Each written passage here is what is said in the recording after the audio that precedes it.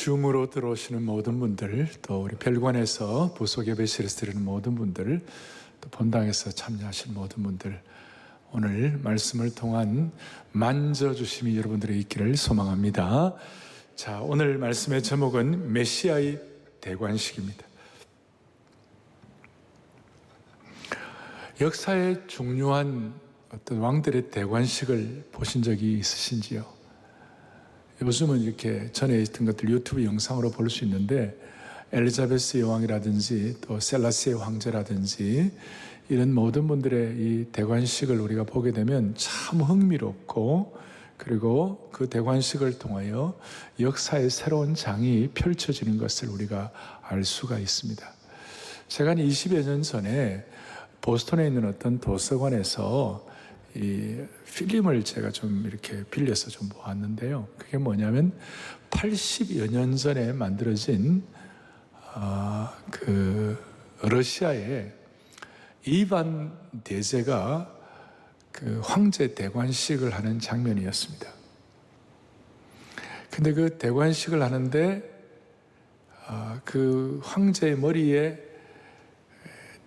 관이 씌워지는 그 순간 러시아 정교회의 아카펠라 찬양이 나오면서 그 머리 위에 금빛 같은 것들이 떨어지는 것들을 제가 보았어요. 아주 강렬한 대관식의 장면이었습니다. 오늘 제가 여러분들에게 그 설교 노트에도 써놓았습니다만은 거기 1번에 보니까 대관식은 권위와 위엄의 상징이라고 했습니다.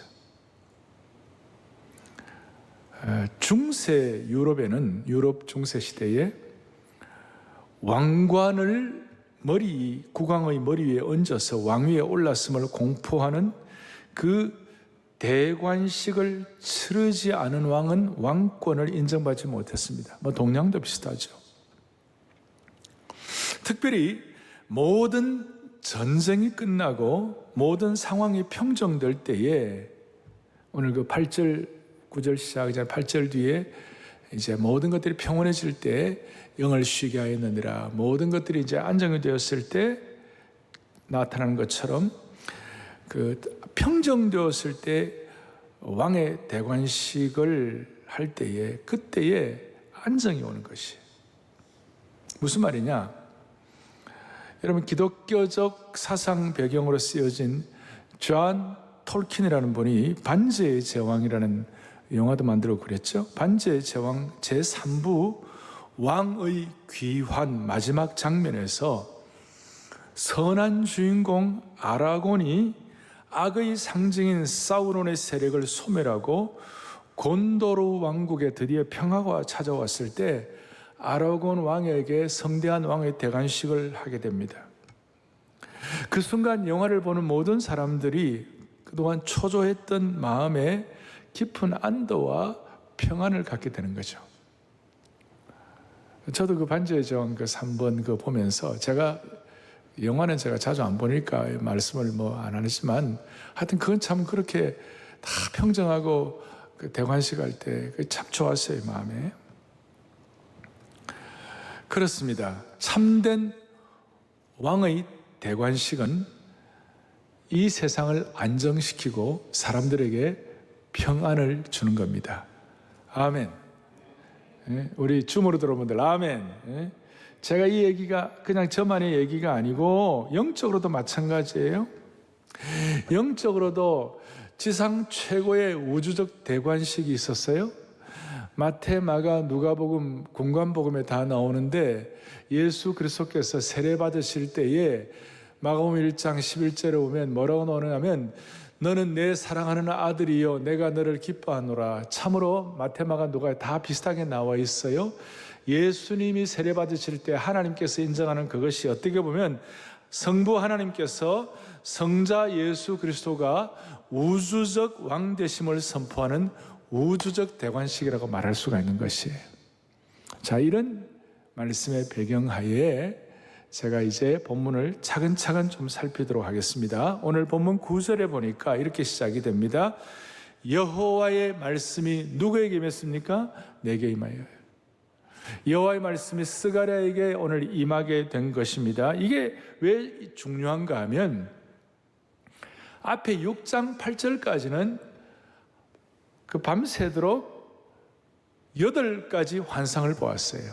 환상을 보았는데 이제 9절부터 드디어 구체적인 환상이 아니라 말씀이 직접 임한 것입니다. 그러니까 환상을 통하여 보여주시고 오늘 9절부터는 이제는 실제적인 말씀을 들려주시는 것이에요. 그러니까 8개의 환상을 보고 난 그 다음날 아침에 이제는 환상이 아니라 하나님이 직접 계시의 말씀을 주시는 것이에요. 그러니까 실제의 계시의 말씀이 임하게 되니까 정신을 반짝 차려서 듣게 되는 것이에요. 자, 오늘 우리 줌으로 들어오는 모든 분들 온라인 생중계, 오늘 본당, 또 우리 별관에 지금 다 49명씩 8층까지 다 차 있어요. 우리 모두 정신 바짝 차릴 수 있도록 은혜 주시기를 바랍니다. 생각을 해보십시오. 이스라엘 백성들은 BC 536년에 시작한 성전 건축이 반대와 공격 때문에 16년 동안 중지되었습니다. 그래서 사람들은 소망을 잃고 낙심하고 있었어요. 낙심한 이유가 뭐냐면 하나님의 뜻대로 세상이 운행되어 가야만 하는데 하나님의 뜻대로 세상이 흘러가는 것 같지가 아니하고 이 세상 제국의 힘을 가진 페르시아나 바벨론 제국의 힘을 가진 제국과 황제들의 뜻대로 움직여가는 것 같구나, 이런 생각을 하니까 마음이 영 이렇게 낙심이 되는 것이에요. 그리고 낙심하다 보니까 의심과 상처와 고통이 꼬리를 물었습니다. 하나님의 백성을 괴롭히는 적들을 언제까지 하나님이 두고만 보고 계시는가? 또 어떤 질문은 예루살렘을 쉐키나의 영광이 넘치는 곳으로 만들겠다고 하신 약속은 도대체 어디로 간 것인가? 또 하나님의 성전의 건축을 방해하는 엄청난 박해는 어떻게 극복할 수가 있겠는가? 이런 질문과 회의 때문에 스가랴 시대는 포로 이후의 공동체라고 그래요. 스가랴와 그 포로 이후의 공동체는 삶의 의욕을 잃고 좌절을 한 거예요. 지금 만약에 저나 여러분이나 개인적으로도 그러고 우리 사회적으로 어떻게 보면 낙심할 만한 그런 일이 있다면 우리가 정신을 바짝 차려보자고요. 그래서 이들에게는 지금 새로운 활력이 필요했어요. 뭐가 필요했다고요? 새로운 활력이 필요했어요.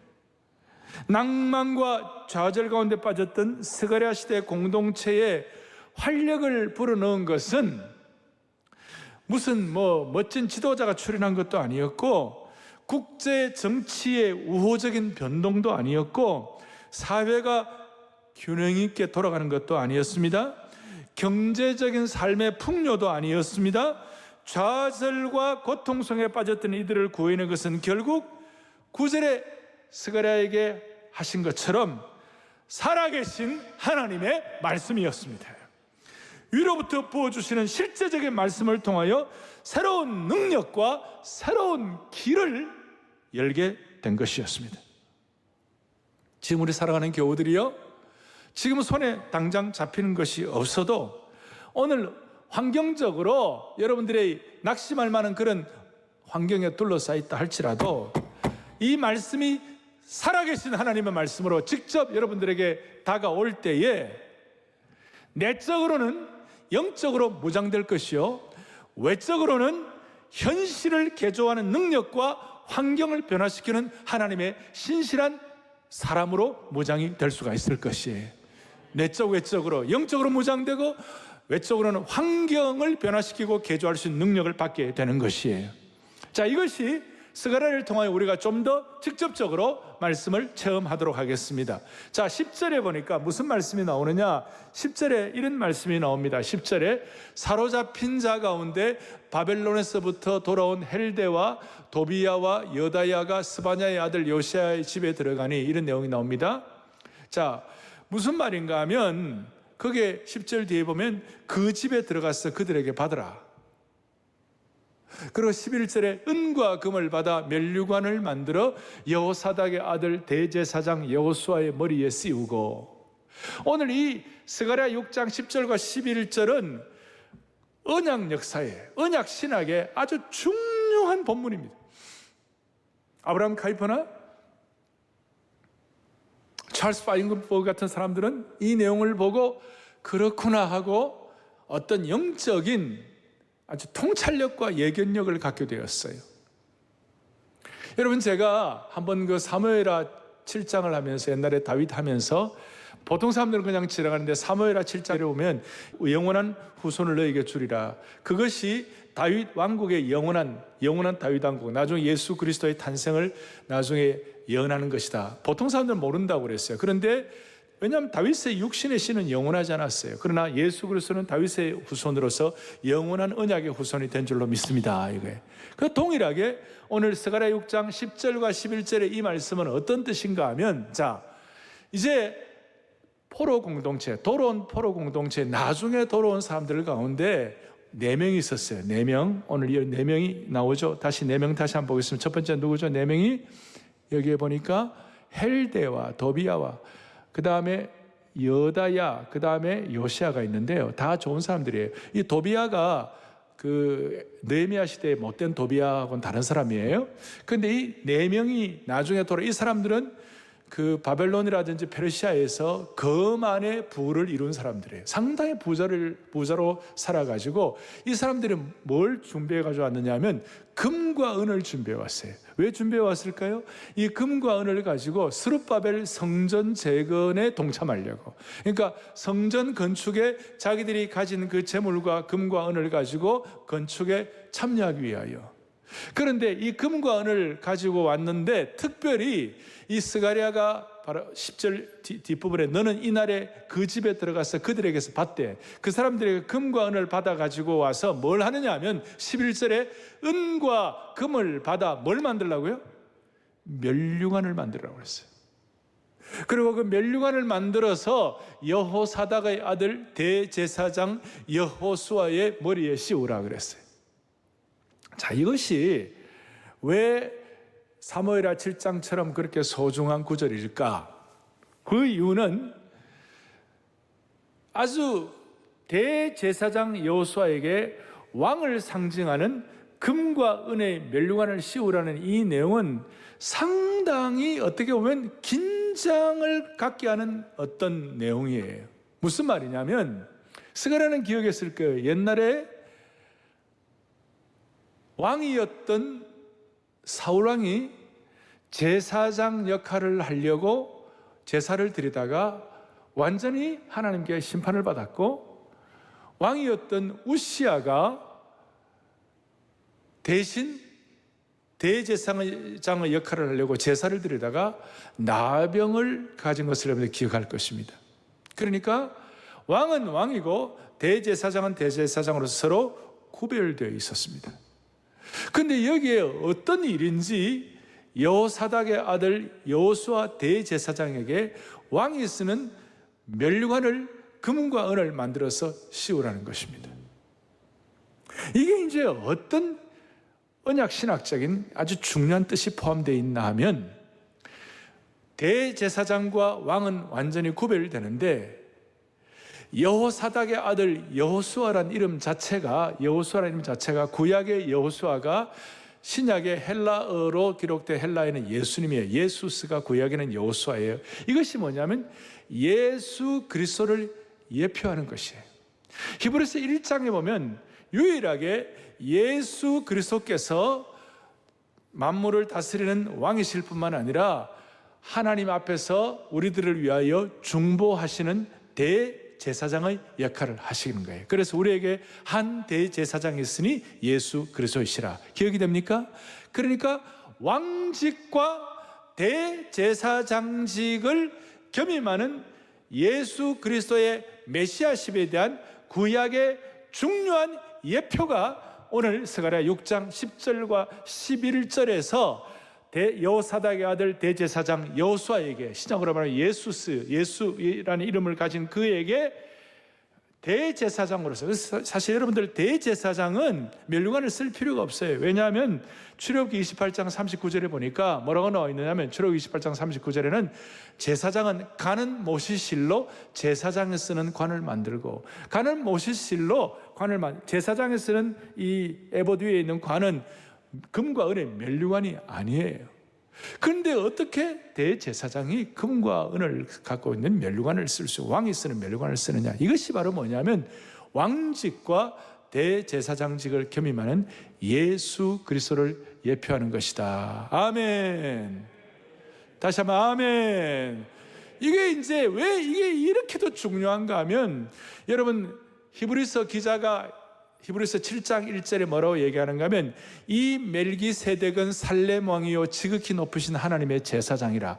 왕이요 제사장이라. 2절 7장 2절에 그 이름을 해석하면 먼저는 의의 왕이요 그 다음은 살렘 왕이니 곧 평강의 왕이요. 멜기세덱은 예수 그리스도를 예표하는 것이에요. 그러니까 왕직과 제사장직에 관해서 오늘 대제사장으로서 역할만 해야 되는데, 오늘 스가랴의 환상과 이제 다 보고 난 다음에 실제적인 첫 번째 해야 할 일은 뭐냐?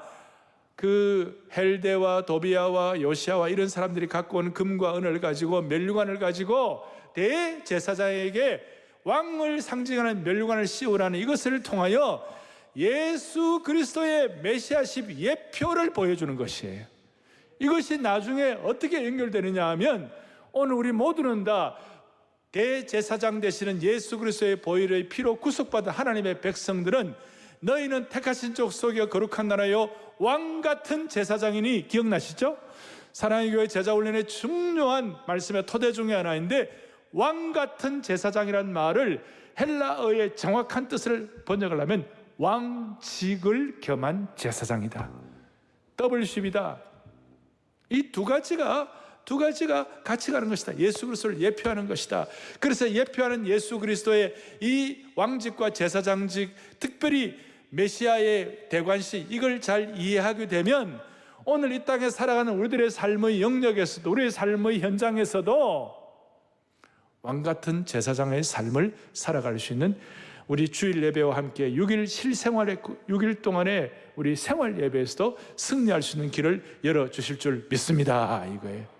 그래서 이것이 잘 확인될 수 있도록 대관식에 대한 말씀을 드렸고, 두 번째로 중요한 것은 이제 메시아 대관식, 면류관을 쓰신 주님에 대해서 12절부터 13절까지, 그러면 이 면류관을 쓰신 주님은 어떤 분이신가? 메시아 예표인데 이것을 오늘 또록또록 우리에게 5가지를 보여주고 있습니다. 여러분들이 받으신 설교 노트에 보면 나와 있습니다. 첫 번째는 보라 순이라 이름하는 사람이 나타나리라. 2절을 여기 우리 개역 개정판에 싹이라고 나와 있는데, 전에 우리 개역판에는 순이라고 나와 있어요. 저는 이 순이란 말이 참 좋아요. 메시아를 싹과 순으로 비유한 것은 그의 시작이 처음에는 지극히 연약하기 때문에 그렇다는 것이에요. 그래서 이사야 53장 2절에 메시아를 예언할 때에 그는 연한 순 같고 마른 땅에서 나온 뿌리 같다.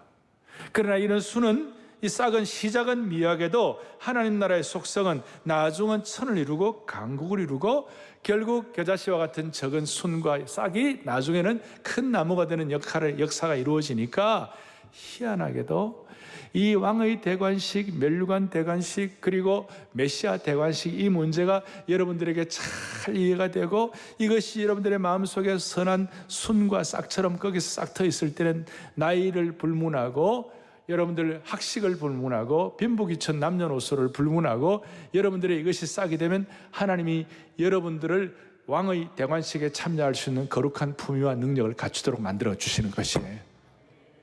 두 번째로는 예수님에 대해서 뭐라고 설명하고 있습니까? 자기 곳에서 돋아나리라. 자, 다시요. 연한 순과 싹과 같아, 메시아는.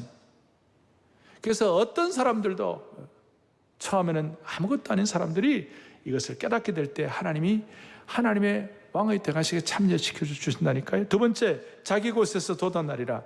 순과 싹은 하늘에서 뚝 떨어져 내려온 것이 아니라 사람들과 짐승들이 밟고 다니는 땅에서부터 나온다는 것입니다. 예수님은 이 땅에 육신으로 오셔가지고 자기 백성 중에 오셔가지고 어린 시절 그 지혜와 키가 자라가며 하나님과 사람 앞에서 사랑받도록 이렇게 점점 이렇게 자기 곳에서 돋아나시는 거예요. 세 번째로는 여호와의 전을 건축하리라. 12절에 이 메시아가 하는 일은 중단된 성전 재건이 다시 시작되어 완공되는 것이죠. 궁극적으로 진정한 성전 건축자는 예수 그리스도이고, 아니 예수 그리스도 당신께서 우주적 성전이 되어주셔서 누구든지 그 성전에 나와서 은혜 받는 자는 그 예배를 드리는 자의 품격을 회복시켜 주시는 것이에요. 네 번째로는 그가 영광도 없고 자기 자리에 앉아서 다스릴 것이라. 예수님이 나중에 재림하실 때 영광도 없고 메시아 위엄이 넘치게 되는, 영광과 존엄이 넘치게 되는 것입니다. 우리가 지금 주일 예배 마칠 때 폐회성으로 우리가 다 함께 찬양하잖아요. 찬송과 존귀, 영광과 권능, 그런 찬송할 때 우리는 메시아십, 예수 그리스도 대신 메시아 되심을 우리가 이 땅에서도 다시 한번 확인하고 감사하는 것이에요. 요한계시록 4장 10절에 나오는 것처럼 24장로들이 보좌에 앉으시니 앞에 엎드려 세서토록 살아계시는 그에게, 하나님께, 예수님께 경배하고 자기의 관을 보좌 앞에 드렸다. 할렐루야, 아멘. 다섯 번째, 제사장이 자기 자리에 있으리니 이 둘 사이에 평화의 의논이 있으리라. 아주 이 내용이 중요한데요, 평화의 의논이 있으리라 하는 이 내용을 다른 번역서가 들 때는 평화의 상황이 되리라, 조화가 일어나리라.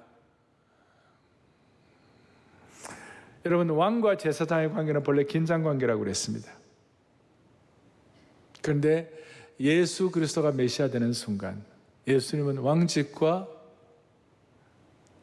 제사장직을, 대제사장직을 겸임하시니까 그 두 사이에 아름다운 조화가 온다는 것이, 그 둘 사이에 평화의 의논이 있으리라. 이 구절이 의미하는 바는 주님의 왕과 제사장적 임무가 같이 조화롭게 됐다는 것이, 그러니까 예수님 안에서 이 내용들이 완성된다. 할렐루야, 완성된다. 완전한 조화가 있을 것이다. 자, 이게 무슨 뜻인가 하면, 왕직과 제사장직을 얘기할 때 오늘 우리 입장에서는 국가와 교회, state and church, 아니 church and state, 교회와 국가, 이 교회와 국가가 예수 그리스도의 메시아십이 확실히 선포되는 곳 가운데서는 조화를 이룬다, 이 말이에요. 무슨 뜻인가 하면, 여러분, 이스라엘 나라에도 왕이 부패한 왕들이 많았어요. 왕은 부패한데 선지자는 좋은 선지자들이 여러 명 있었죠. 하나님께 쓰임받는, 기도하는, 울부짖는 선지자가 있었어요. 그래서 어떨 때는 조화가 있었지만, 나단 선지자라든지 다윗 왕 시절에는 조화가 있었지만, 저 악한 아합 왕 시대 때는 조화가 안 됐죠. 악한 왕과 좋은 선지자 사이에, 또 세계 역사에 보면 종교와 정치 사이에 반목과 갈등이 얼마나 많았는지 모릅니다. 과거에 교황권, 그걸 전문적인 용어로 페이퍼시라고 그러는데, 페이퍼시와 그 다음에 세상 황제, 세속 황제, 킹십, 이 두 가지가 서로 충돌할 때가 많았어요. 그런데 오늘 우리가 이 말씀을 가지고 예수 그리스도의 대제사장 되심과 예수 그리스도의 왕 되심, 이 두 가지를 메시아로 예표되는 걸 우리가 깨달을 때, 그걸 제대로 깨닫고 그것이 선포되고 그것을 인정하는 나라는요, 그러니까 국가와 교회가 온전한 조화를 이루는 줄 믿습니다, 이거예요.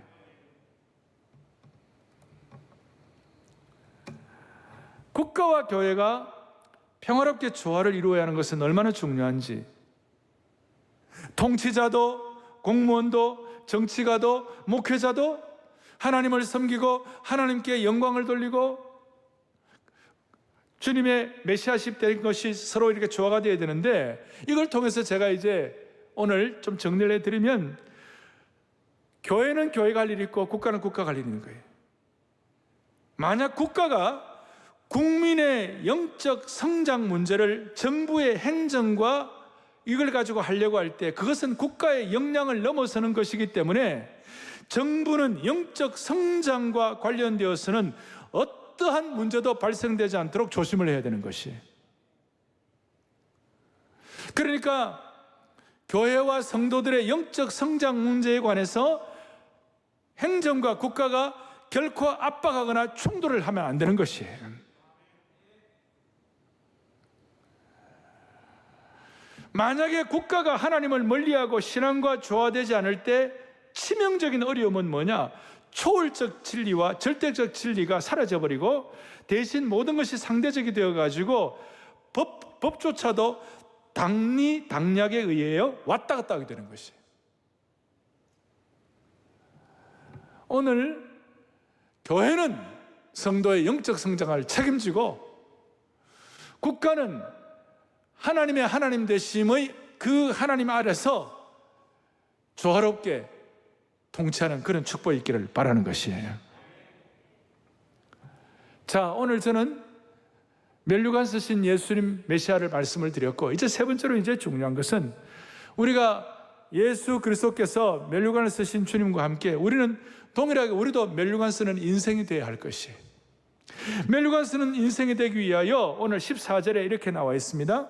그 면류관은 여호와의 전에 두라 그러셨어요. 이게 무슨 뜻일까? 그 면류관을 여호와의 전에 두라. 하나님의 말씀을 선포한 후에 스가랴는 대제사장 여호수아에게 씌웠던 면류관을 가져다가 여호와의 전 안에 그대로 두게 됐어요. 그렇다면 우리가 이제 질문을 할 수 있습니다.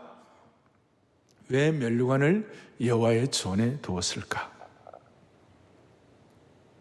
그리고 우리가 신구의 역사를 보면 이 면류관은 스룹바벨의 성전에 스가랴가 두었던 이 면류관은 스룹바벨이 주전 516년에 완공해가지고 400년을 지속한 제2 스룹바벨 성전 안에 계속 400년 동안 놓여 있었어요.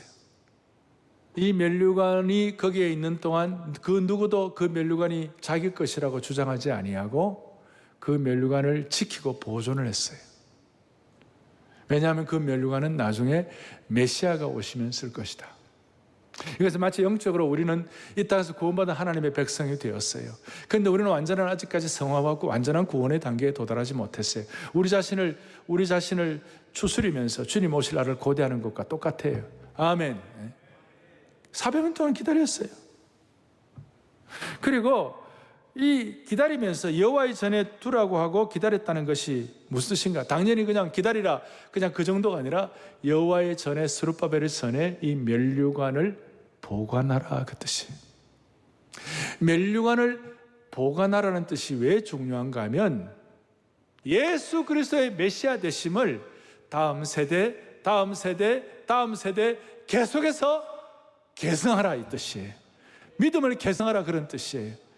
우리 교회 용어로 말하면 수선대우하라, 그런 뜻이에요.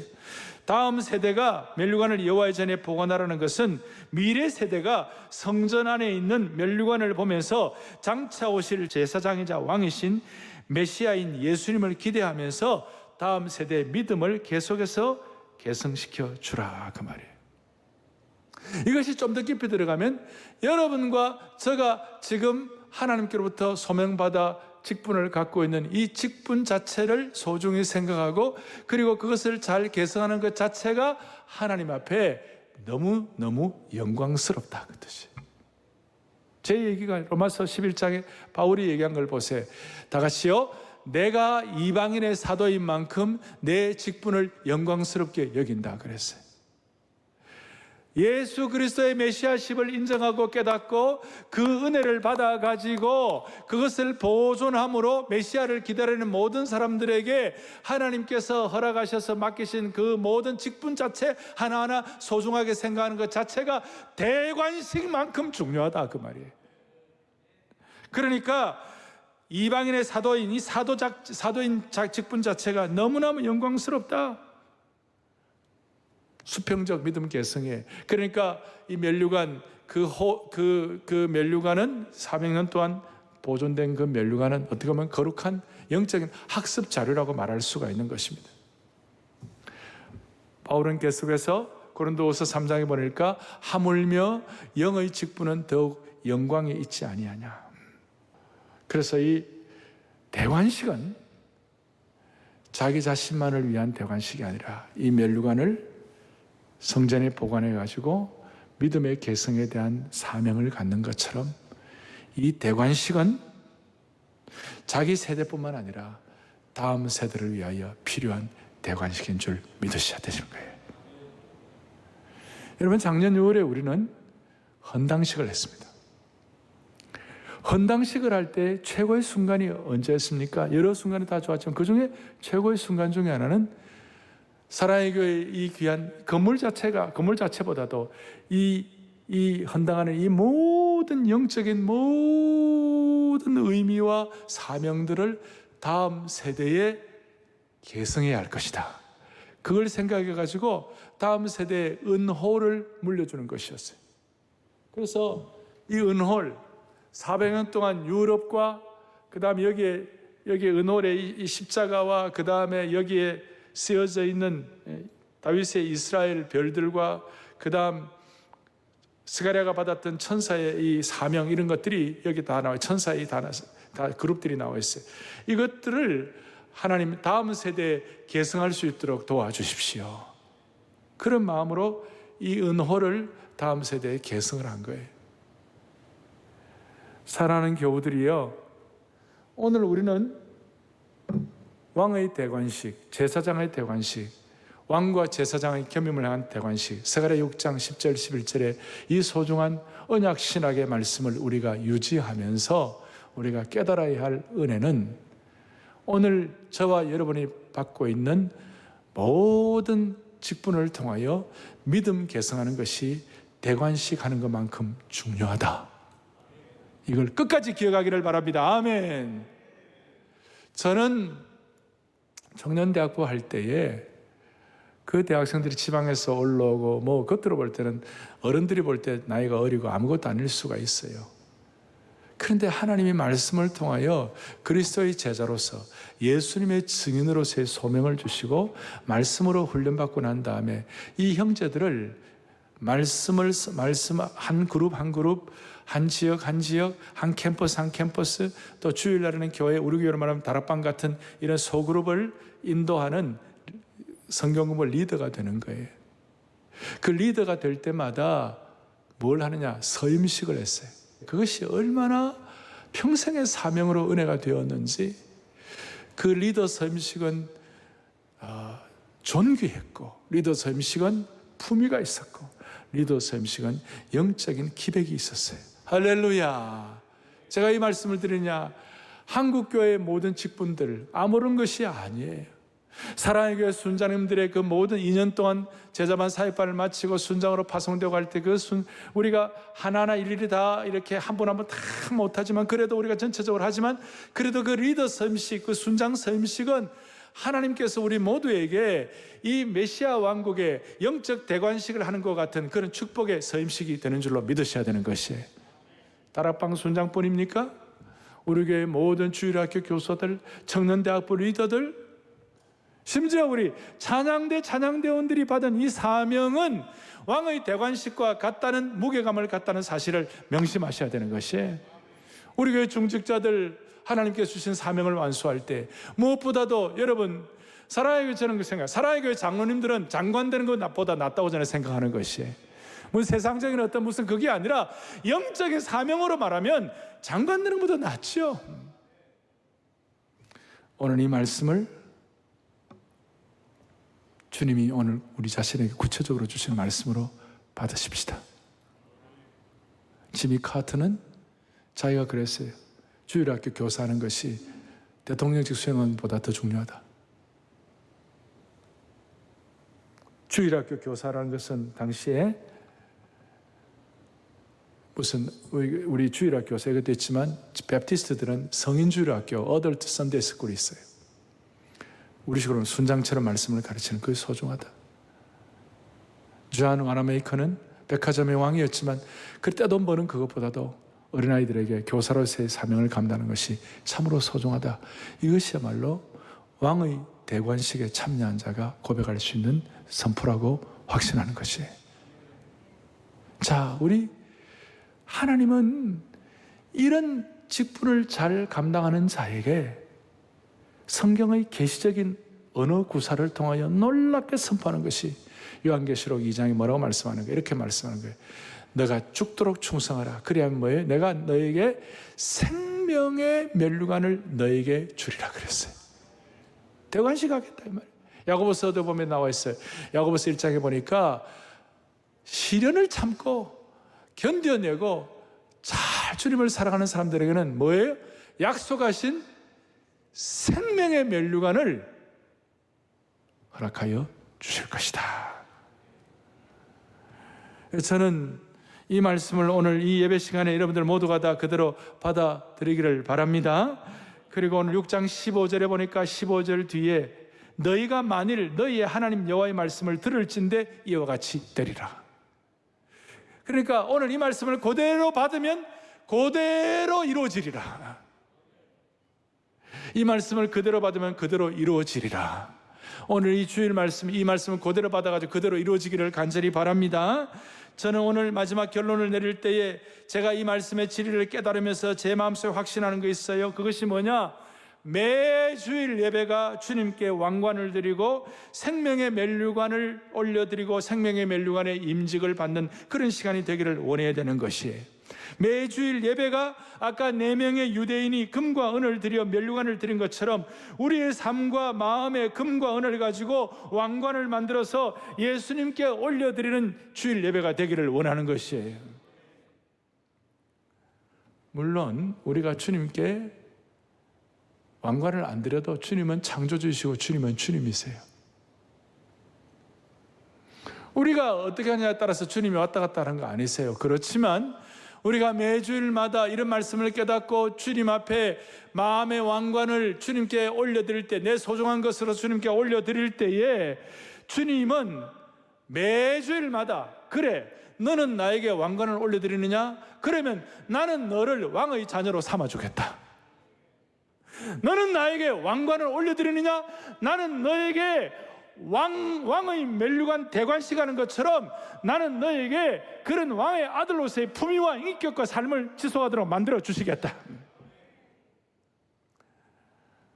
이런 의미에서 여러분 주일은 매주일마다 왕의 대관식을 진행형으로 경험하도록 만들어 주시는 것입니다.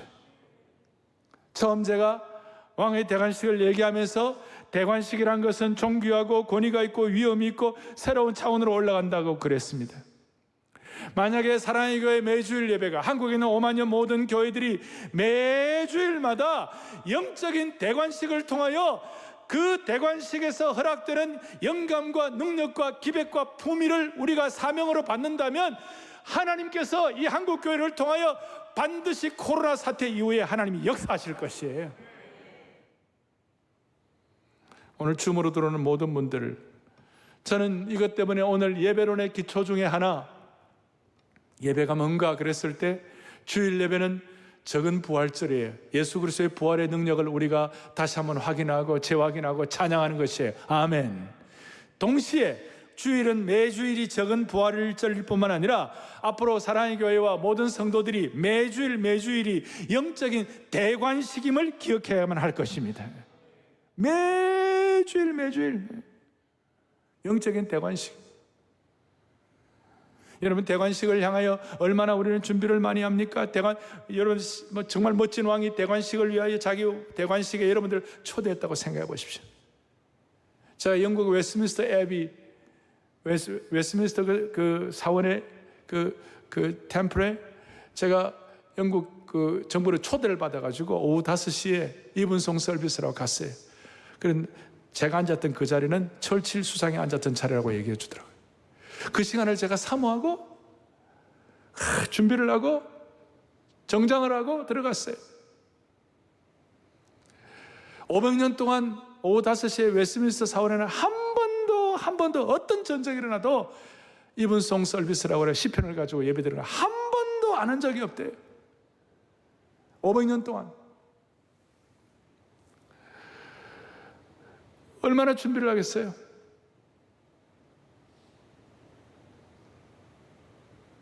지금 만약에 누가 여러분들을 초대할 때에 버킹엄 궁전에 왕의 대관식을 할 때 사람들이 버킹엄 궁전 앞에 100만 명씩 모여가지고 2, 3일씩 미리 준비해 자리 잡고, 미국에도 어떤 대단한 퍼레이드 같은 거 보려면 2, 3일씩 텐트 치고 기다리고 있고, 암예배 때 날처럼 어떤 맛집은 계속 가서 기다리고 있고. 여러분 사랑의 교회와 한국교회 주일 예배는 왕의 대관식이 되어야만 할 것입니다. 아멘. 왕의 대관식이 되어야만 할 것입니다. 부활절일 뿐만 아니라 왕의 대관식 15절 뒤에 있는 것처럼 여호와의 말씀을 들을진대 그처럼 되리라. 그처럼 되리라. 오늘 이 말씀이 여러분들의 생애를 새롭게 일깨울 수 있도록 은혜 중에 은혜를 주시기를 바랍니다. 라틴어 영어 원어를 보면 대관식은 코로네이션, 코로나와 코로네이션의 어원이 같아요.